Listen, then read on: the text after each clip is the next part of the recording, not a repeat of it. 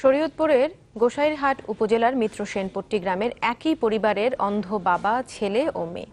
সহায় সম্বলহীন এই পরিবারটি মানবেতর জীবনযাপন করছে। নদী তীরে কোনো রকমে মাথা গোজার ঠাঁই থাকলেও তাও রয়েছে নদী ভাঙনের ঝুঁকিতে।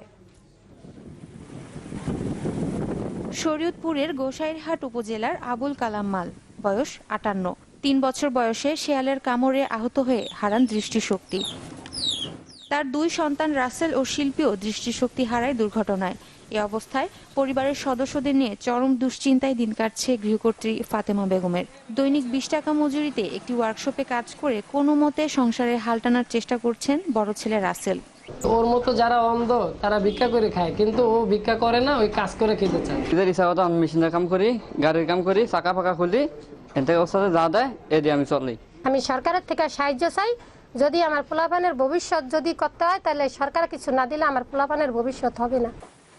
অন্ধ পরিবারটির বাসস্থানের ব্যবস্থা সহ সহায়তার কথা জানালেন জনপ্রতিনিধি সহ জেলা প্রশাসক। যাতে ওরা সুন্দরভাবে বসবাস করতে পারে, এগুলো সরকারিভাবে একটা জায়গা জমি দেওয়ার জন্য চেষ্টা করব এবং চেষ্টা করছি।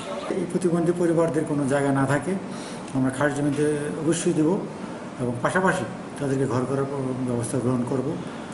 আর আর্থিক সহায়তা কোনো ভাতা যদি তারা পেয়ে না থাকে সেইটাও আমরা অবশ্যই বিবেচনায় আনবো।